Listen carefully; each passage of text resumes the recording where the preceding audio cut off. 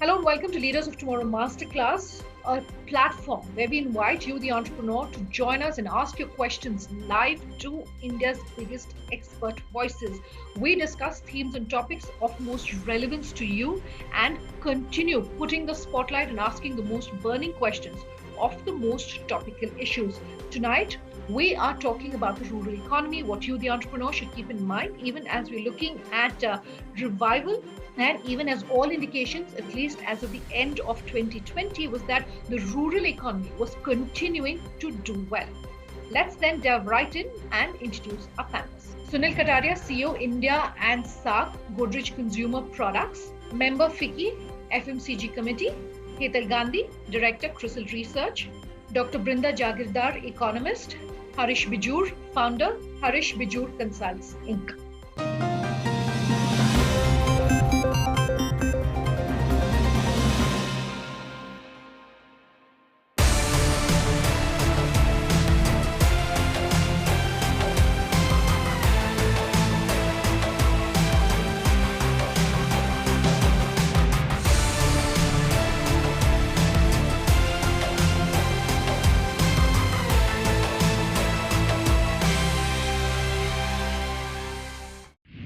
I want to come to you first, Sunil. If you can give us your expert take in terms of, sitting where you are, what really is the picture? What is the on-ground reality when we're talking about consumption, particularly for rural India? I would actually start with what happened, let's say, between October to March, and what we are seeing a little bit happening in the last 6 to 8 weeks. I think they're two very different pictures. The second one is still panning out, not very clear, obviously. So I think if you see that in the first wave of COVID, which we all saw during most of fiscal 2020, what happened last year was the COVID wave did not touch rural so badly. That's one piece. The biggest change which happened is that the biggest stimulus which happened, India went through two very successively super monsoons. That led to a huge impetus in the agriculture GDP of this country. In fact, the MSP prices went up. We saw one of the highest procurement of wheat which happened in this country. Yeah. And also, the quality of monsoon was so good that out of 36 subdivisions of India, only 7 were deficient last year. Now, that's a very important point. Yeah. So the agricultural GDP was very, very strong momentum.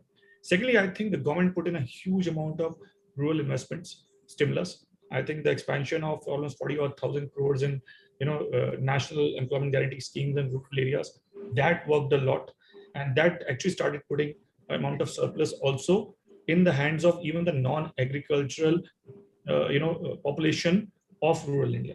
And the third, obviously, is this availability of younger population and resources happened through a reverse migration, which happened at a pretty decent scale in India in the first wave of COVID. Sure. As a result of all this, actually, we saw a very, very sharp boom in rural consumption last year. I can give you a figure. In the last 3 quarters of previous fiscal year, the rural FMCG grew at almost 13%, which is one of the fastest growths that it saw in the last 2.5 years. And that's something which is the kind of scale of growth which we saw. Now, one change which is definitely happening, and we all were seeing this momentum continuing very, very strongly even in April, I can tell you that. However, what has happened in the last 6 weeks, and that's where the jury is still a little out and the picture is still emerging, that this time almost 40% of cases of infection in this country, especially in April, are happening in rural hinterland. And that's not happened before. That's one piece which is really not so good from the rural point of view. Secondly, we are also seeing, as a result of the lockdowns which are happening across multiple states, that by and large the small and medium scale enterprises, they are coming to almost a halt. So there's a huge amount of hit in their economic activity. So that's another piece which is happening in rural. Sure. Now these two pieces are definitely concerning for rural as things stand today in my mind. Sure. We are ourselves seeing that May has panned out very differently from the way January, February, March, April was. And the only question which I can tell you right now, and there's obviously some more thoughts I'll share later on, is this time the supply chain from the industry that we see is actually not impacted so much. What is impacted right now, the two parts, and that something is a little difficult to put which is how much. One is the demand fulfillment is stuck because of the lockdown restrictions. Last mile is not being really fulfilled very well. And the second, I think because of this huge infection rate, there is some demand contraction which I'm sensing. Sure. How much is Okay. demand fulfillment impacting the demand side? How much is demand contraction? I think right now it's a bit of a bit of a question mark still, and the picture is still Sure. in. All of those points we're going to discuss in depth. I want to give the other panelists, opening comments as well. Dr. Jagirda, Brinda, one point that Sunil was talking about, he was, talking, of course, of the monsoons, and that's something that's very keenly watched, particularly when it comes to rural consumption. With the cyclone now, with all predictions that we could possibly see a good monsoon and an early monsoon this year around, how are you really watching the next couple of months? What are you hoping to see really demand coming back to its full stream around the festive period this year? Last time we really had good monsoons, and as Sunil said, that our rural demand was holding up very well. Yeah. And another good thing we had last time was oil prices. Global oil prices also remained low, so that gave the government some fiscal space also. This time what has happened is that rural consumption has been impacted. Rural unemployment is also higher. So therefore, we may have good monsoons. The predictions are that the monsoons would be good, but then we've had two quick cyclones in succession. We've had two cyclones. So I don't know what impact that is going to have on the monsoons. So that is one uncertainty. So as we go into the year, I think we are going in with more uncertainty and not so much of confidence as we had in the last time, so far as the rural economies is concerned. But something interesting has also happened. We have the cash component in the economy has just shot up so much. So there's a lot of cash in the economy, and also savings in the economy. The GDP savings GDP ratio has shot up. It's at a 10-year high. So we have there is money in the economy, but what we need is confidence for this money to be churned out into the system, into the real world.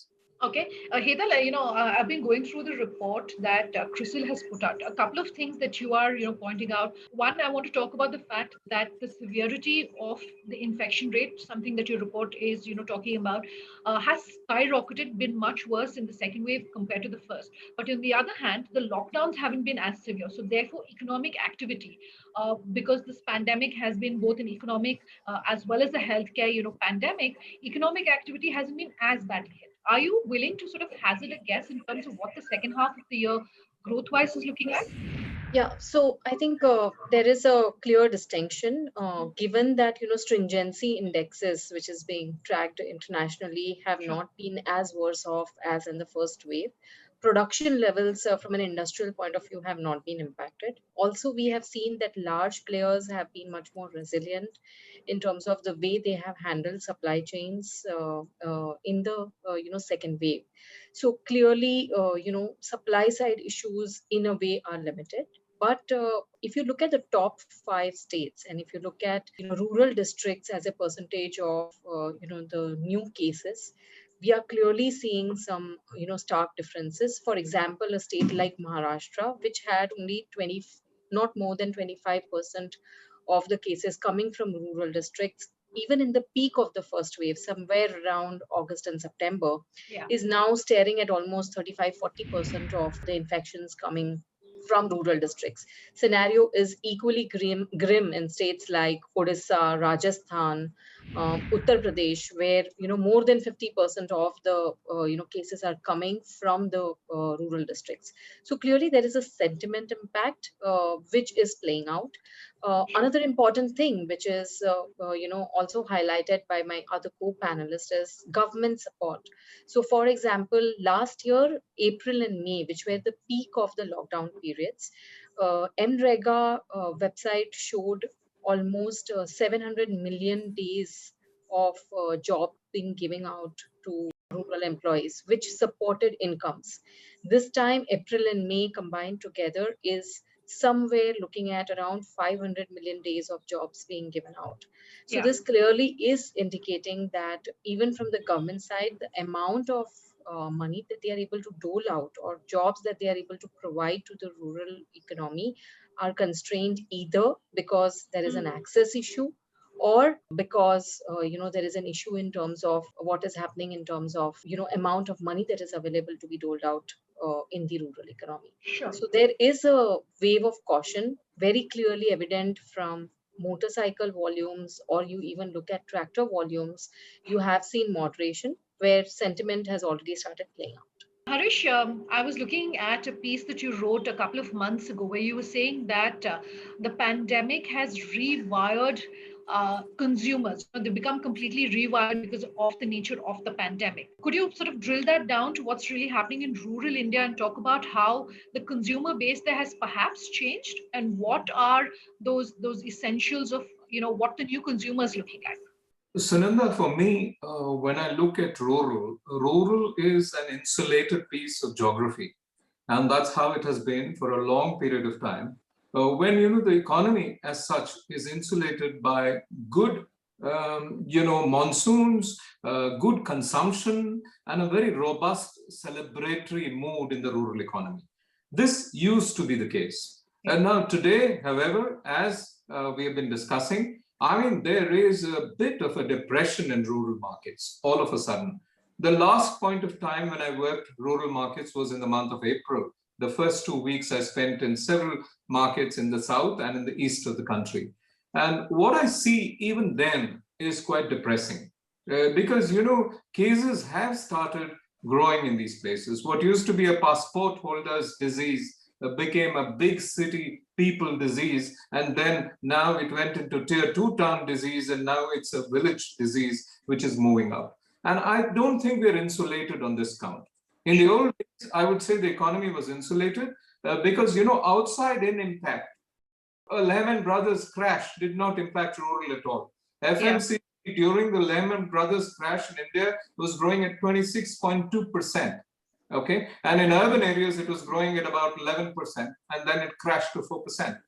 That is not to be this time around. This time, we are in trouble because rural people has been hit. The positivity rate of the disease is reasonably high in many of the clusters that I have been to. So I think, we have to be careful.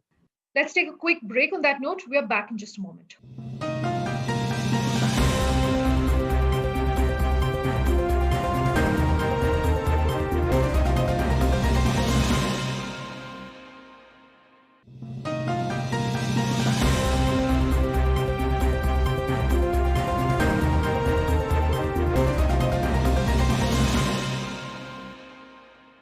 Welcome back with us here on Leaders of Tomorrow. Tonight, we're talking about the rural economy and consumption and revival really coming back post-pandemic.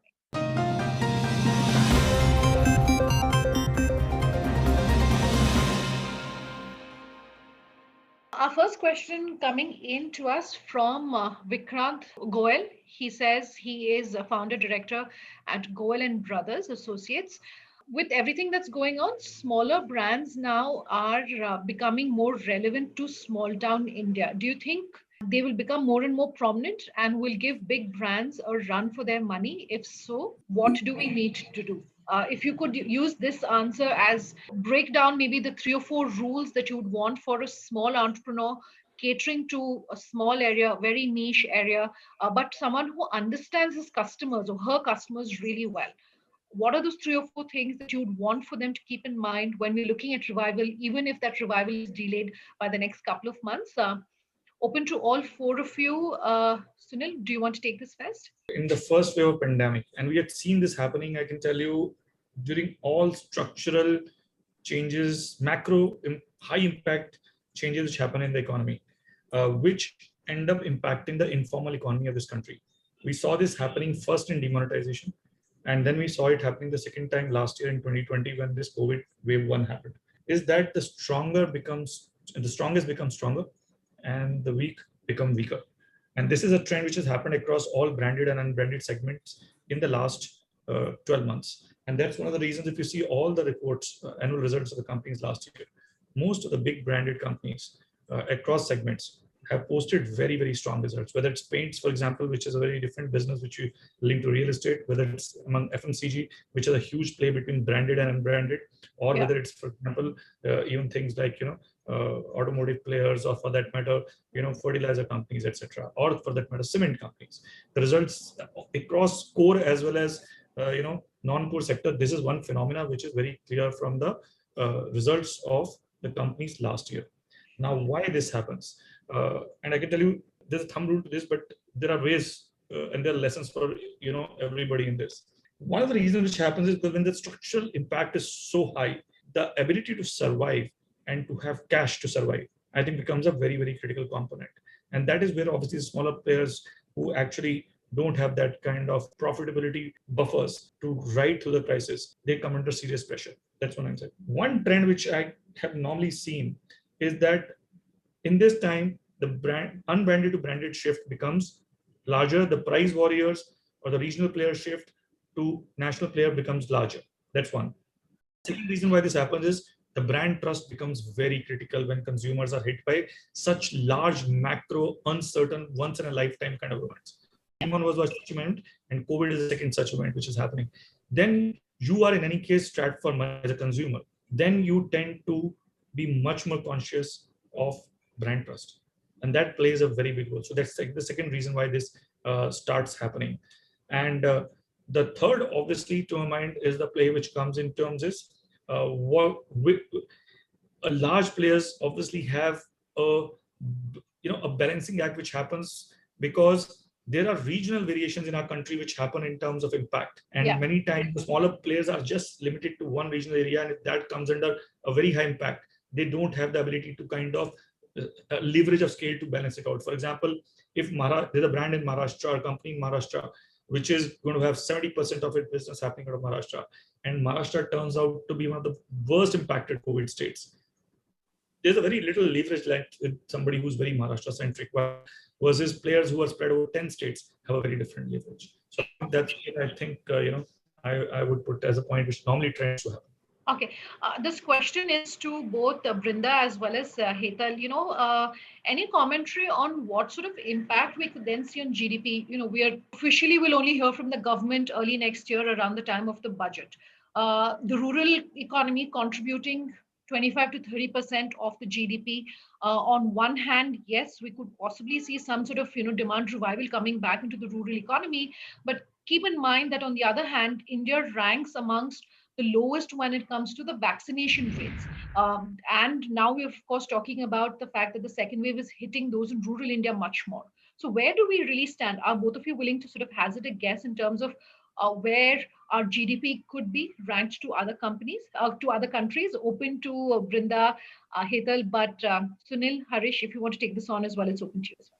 When the RBI governor announced that GDP growth would be around 10.5% last time, and everyone was talking, even the IMF was talking about the 12 to 13% growth, everyone felt that it was very conservative.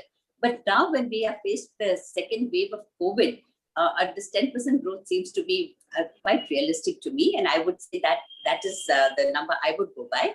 All the big brokerages have all brought down their forecast, the growth forecast, but it is still around, say, 10, 11, 12%. So I would say that probably growth will definitely get impacted, but not so severely as Hetal has explained, that manufacturing is still open. And so the impact will not be as bad as it was in the first round. And one comment about the rural consumption is that vaccine, let me say about vaccine. Yes, that is the first step. If you want the GDP to really go up, then you have to vaccinate. You have to give the confidence to people to come out, and you have to give the confidence to the service sector, because that has been very badly affected. And people to people contact is not there. So that sector, a whole lot of sectors have been very badly affected. So I think vaccine will help. And what is really good is that we have our own vaccine. So we don't have to wait for imports. And if the other countries are not able to give us, fine, we have our own, and some more are being developed. So I think so far as vaccination is concerned, I'm quite confident that we will get on with this and, we'll pick up the pace, and we will be able to manage this on our own. Hetal? Yes, just to add to everything that she mentioned, and while GDP growth forecast for CRISIL have been a scenario as on today, maybe more firmer numbers by first or second week of May, once all state governments come up with their status on the lockdowns. But clearly, the support that during the first wave we got from the rural economy is not going to be there. There are some bright spots in the urban economy, which will be very, very crucial to monitor when this entire, consumption story is panning out. So for example, exports is one such resilient area that I'm looking at. If you look at, key export categories, whether it is gems and jewelry, RMG, cotton yarn, even agriculture linked exports like basmati rice or, sugar exports that have been happening. We are, and all around, these segments account for almost 30 to 35% of the merchandise exports that are happening.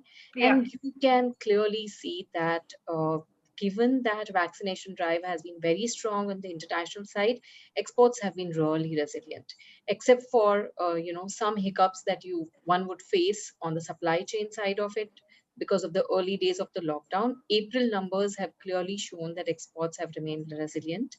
So to a certain extent, that brings about hope. If you even hear the commentaries of IT companies, which is also a part of non-merchandise exports, there the commentary is extremely positive, even in terms of disruptions because of COVID in deliveries to clients has been minuscule, is what the commentary that is coming out. Please note, these are large recruiting sectors in the urban side of it. So we do see some kind of hope coming up over there. But the crucial for the sentiment to pick up would be what happens to vaccine. If you look at May, you have seen vaccines actually being less than 20 lakhs per day. We believe that the situation will remain a little iffy for the next 2 months, which is June and July. But from August onwards, once more capacity is coming and all the talks that we are having with multiple partners from a raw material point of view will pan out. Sure. Resulting into, vaccines per day also moving upwards of 50-55 lakhs per day. Sure. And with those estimates, we believe that you could see almost 50%, anywhere between 50 to 60% of your population being vaccinated by December. That's all we could manage to pack into part 1 of the Leaders of Tomorrow Masterclass. If you have any queries for us, do let us know. We will be coming back with part 2, bringing you our expert's opinion on what you should be doing as you're preparing for growth. That's in part 2. Tonight it's a wrap. Stay home, stay safe. What's the impact on the economy that you're expecting to see? And how quickly are you hoping to see some sort of a turnaround for the services sector? We are seeing a situation where there are, huge probabilities of, shutdowns happening, especially on the restaurant side of it. Also, we are seeing a situation where there are cost cuttings, which are pretty aggressive cost cuttings, which are happening on most of the services segment. We believe that you will see a recovery only post the sentiment from a vaccination point of view actually improves. So I think a lot of it, this money should actually just be given to the MSMEs, the unorganized sector, the vast number of people who really hold up the pillars of the economy.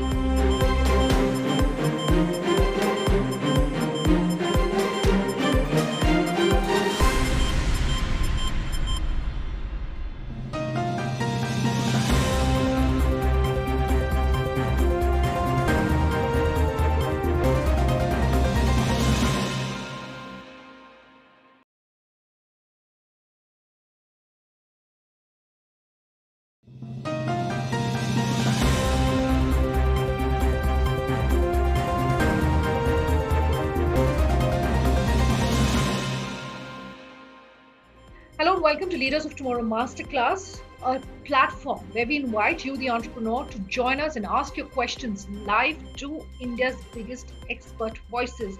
We discuss themes and topics of most relevance to you and continue putting the spotlight and asking the most burning questions of the most topical issues. Tonight, we are talking about the rural economy, what you, the entrepreneur, should keep in mind, even as we're looking at revival. And even as all indications, at least as of the end of 2020, was that the rural economy was continuing to do well. Let's then delve right in and introduce our panelists. Sunil Kataria, CEO, India and SAARC, Godrej Consumer Products, member FICCI, FMCG Committee, Hetal Gandhi, Director, CRISIL Research, Dr. Brinda Jagirdar, Economist, Harish Bijur, Founder, Harish Bijur Consults, Inc. What is the on-ground reality when we're talking about consumption, particularly for rural India? What happened last year was the COVID wave did not touch rural so badly. That's one piece. The biggest change which happened is that the biggest stimulus which happened, India went through two very successively super monsoons. That led to a huge impetus in the agriculture GDP of this country. In fact, the MSP prices went up. We saw one of the highest procurement of wheat which happened in this country. Yeah. And also, the quality of monsoon was so good that out of 36 subdivisions of India, only 7 were deficient last year. Now, that's a very important point.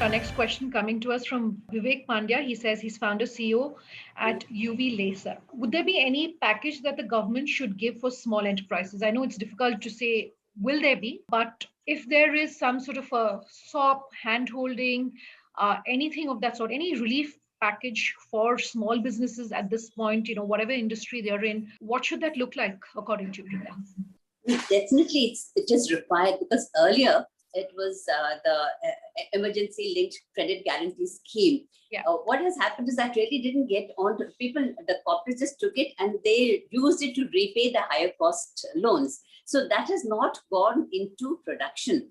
So we need the MSMEs, we need them to be given money into their hands, not just guarantees or not just loans, but actual money, so that which they can take and they can invest. That is one. And of course, cash transfer, I think, is very important.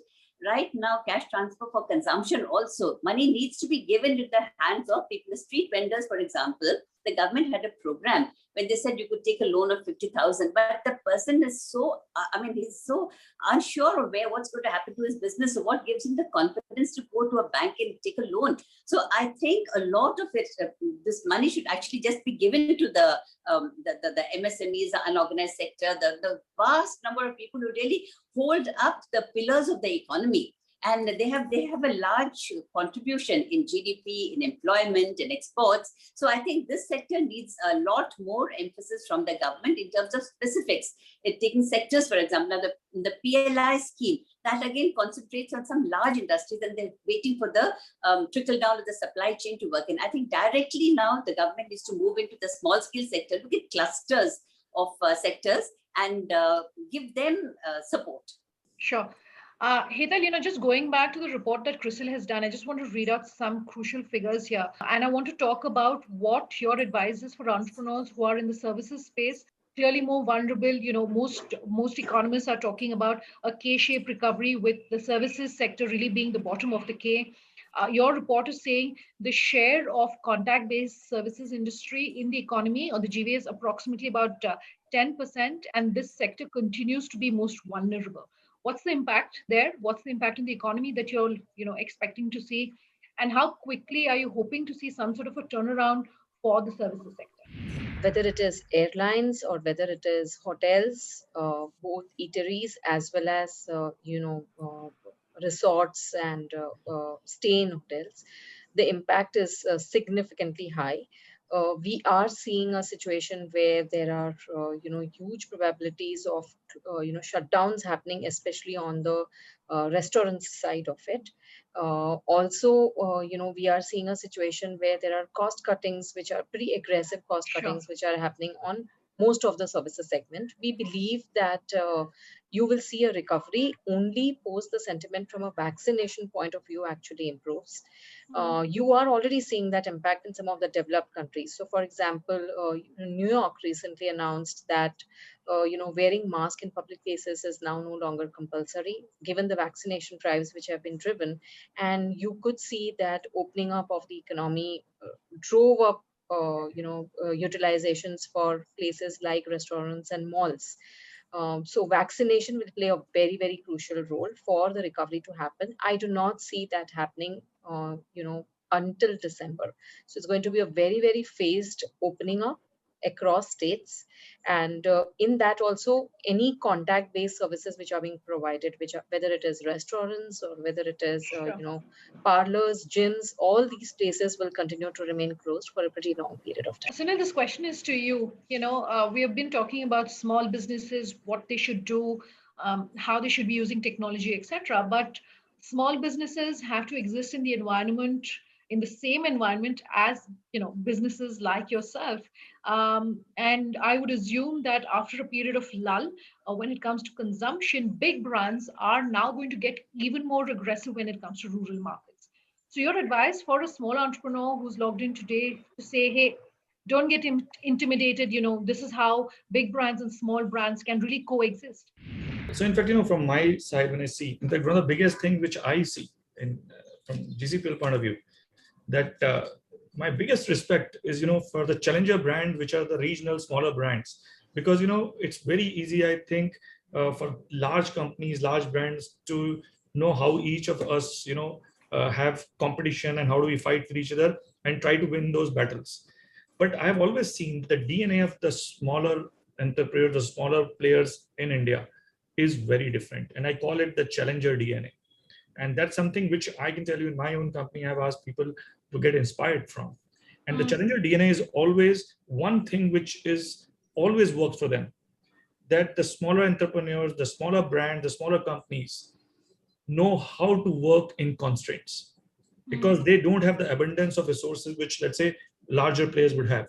And that makes them what in India we've called adopt to, frugal innovation or jugaad in that sense, the word which comes in from India. I think they're brilliant in managing constraints. And I think that spirit of thriving in constraints is what is required the most right now among smaller entrepreneurs. Yes, this is a constraint that they're facing right now. This is an extraordinary event, which is unfortunately getting extended over a pretty large period of time. But I think this calls for them to adapt to, apart from conserving cash, obviously, that's, I think, it goes without saying, adapt to a much, much more local initiatives which are innovative in nature. For example, one thing which very clearly comes to my mind, we have seen many small businesses have adopted digital a lot to reach out and go beyond, their areas of otherwise physical reach, something which, even Harish was referring to. I'll just give you an example of, the way local kirana chains or, who are the ones who are anyway nothing but smaller thriving entrepreneurs in themselves. Otherwise, normally they will, in a normal piece, they will cater to, let's say, at best 2.5-3 kilometers of area within themselves. But with adoption of technology apps, which are these last mile delivery apps like Dunzo, Swiggy, Zomato, I've seen that many of these stores, they certainly have expanded their area of, total addressable market from maybe a 3-kilometer physical reach to maybe certainly a 13-kilometer reach. Their assortment changes completely. The consumer profile changes. Now, this is trying to take adversity and converting that into advantage. So I think my advice would be, you as small entrepreneurs know how well to work in constraints, and you have really turned that into a fantastic advantage in the past. And I think there's a time to actually call out that frugal innovation spirit more and more and actually drive that home. I think that will be one biggest lesson I would give. Sunil, something that you spoke about recently, and we definitely have to discuss that during today's masterclass, is employment. During the first wave, we saw a lot of people leaving the cities and going back to the villages. During the second wave, manufacturing has been allowed, despite having lockdowns in multiple states. What is the situation looking like right now, and what is going to be really the impact that we're seeing?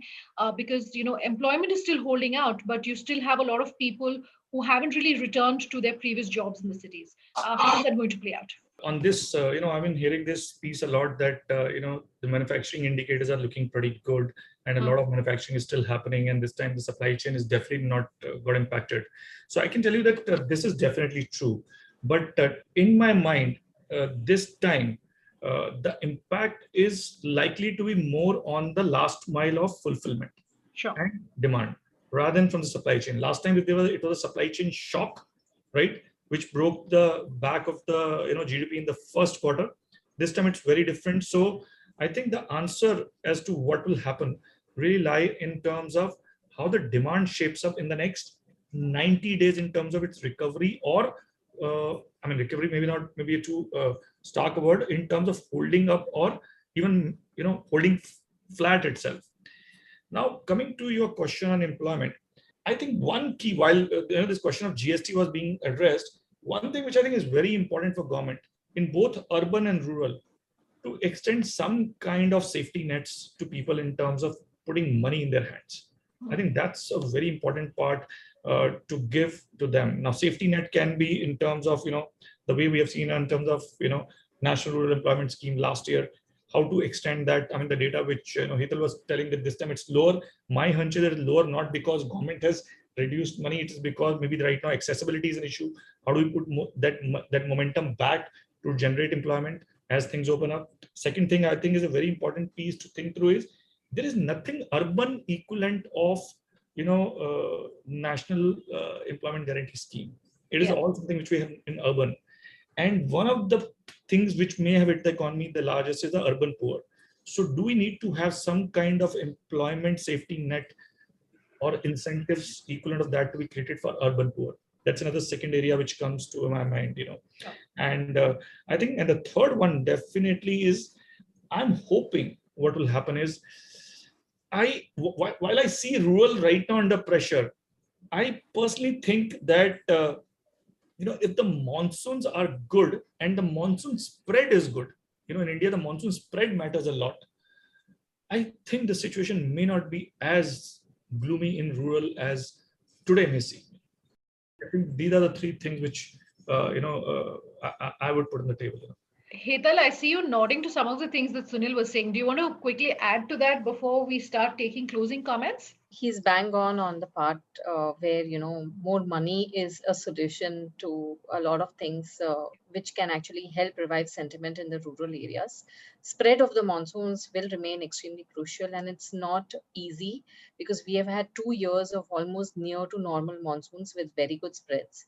And we have had record production levels of both wheat, paddy, cereals, and pulses combined together. So combination of that and to maintain that flow this year is going to be very, very crucial if rural demand has to revive.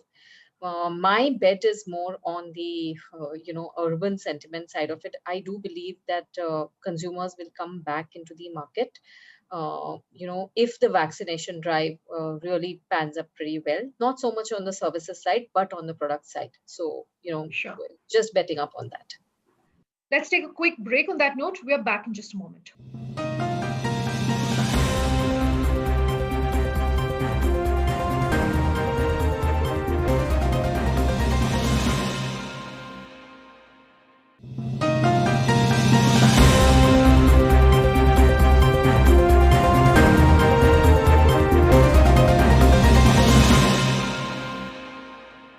Welcome back. You're with us here on Leaders of Tomorrow. Tonight, we're talking about the rural economy and consumption and revival really coming back post-pandemic.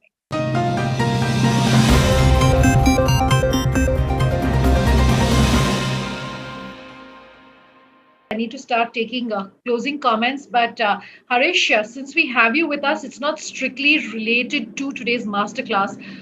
But I do want to talk to you about the essentials of good crisis communication. If you're speaking with our entrepreneurs, what would you like to tell them about, maybe the top 2 things that they need to keep in mind?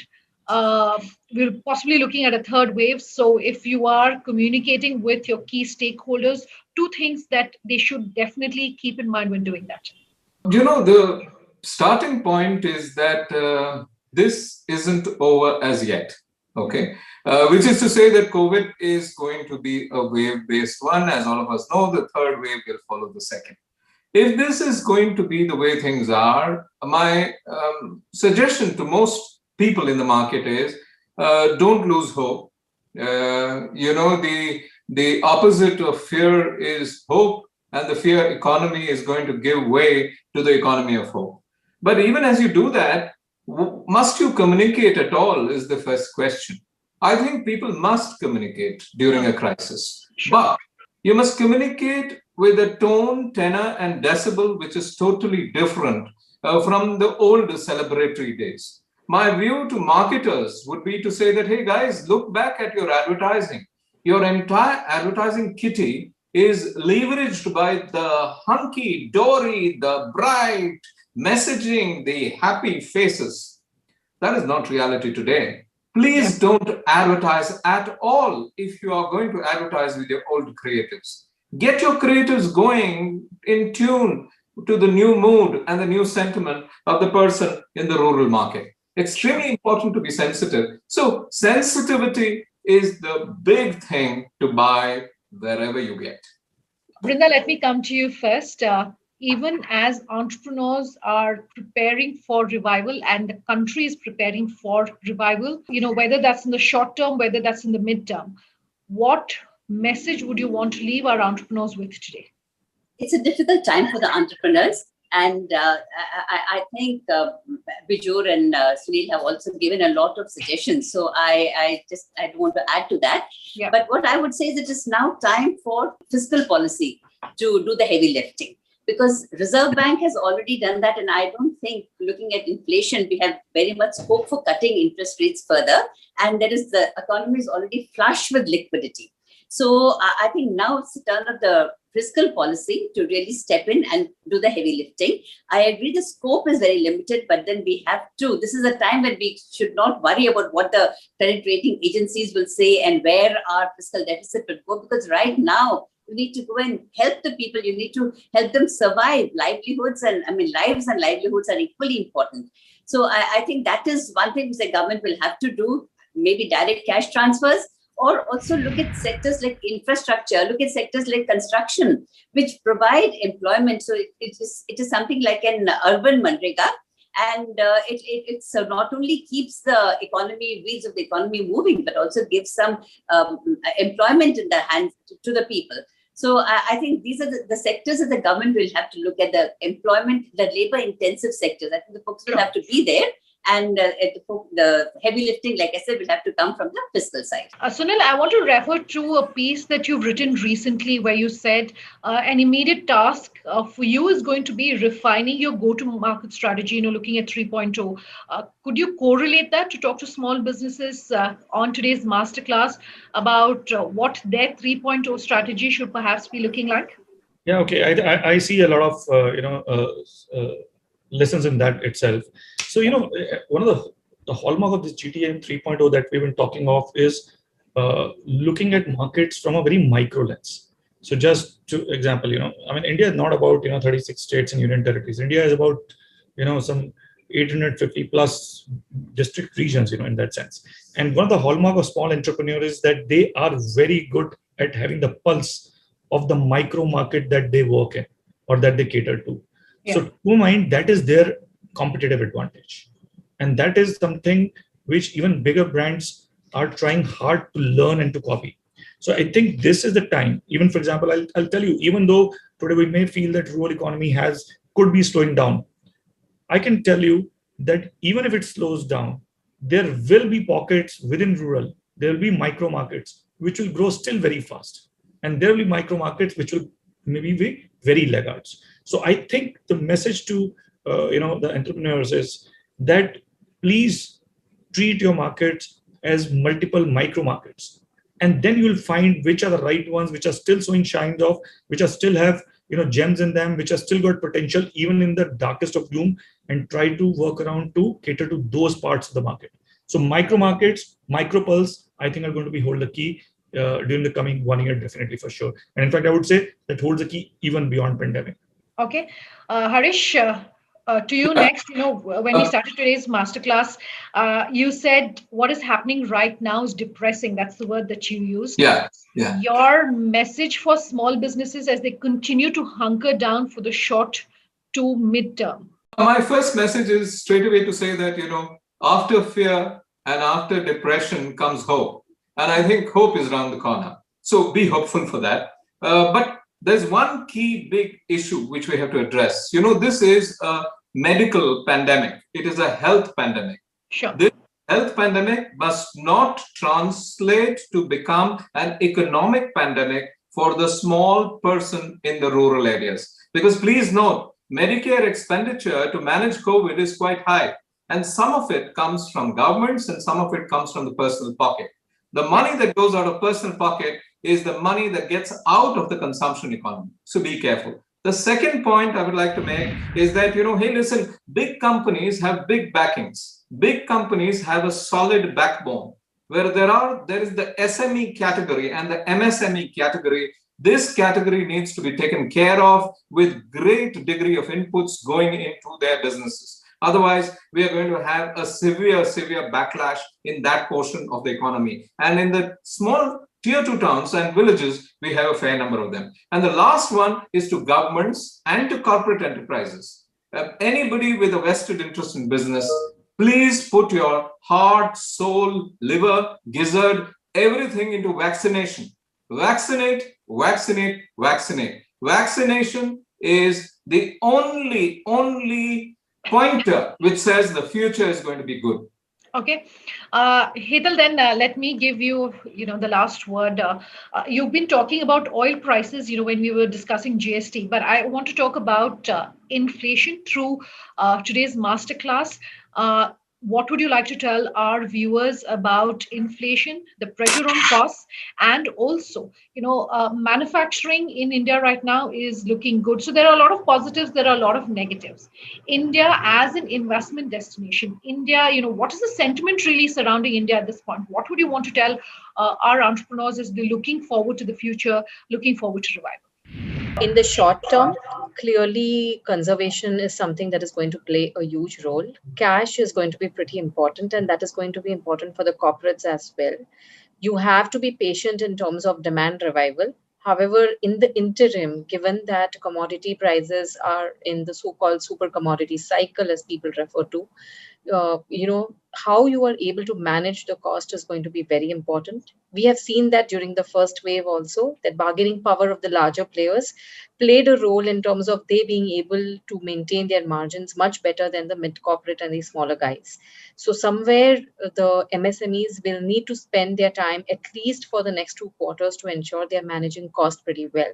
I think that is going to be the mantra till the time you see that, the vaccination has picked up and demand revival begins, which will then, help them to grow. Sunil, Hetal, Brinda, Harish, thank you very much for your time here today. We've run out of time on part 2 of the Leaders of Tomorrow Masterclass, focusing on the economy and focusing on rural consumption, talking about revival and what you, the entrepreneur, should keep in mind when it comes to revival. All of that we will continue also focusing on the rest of our masterclasses. For those details, head on over to our website. For tonight, it's a wrap. Stay home, stay safe.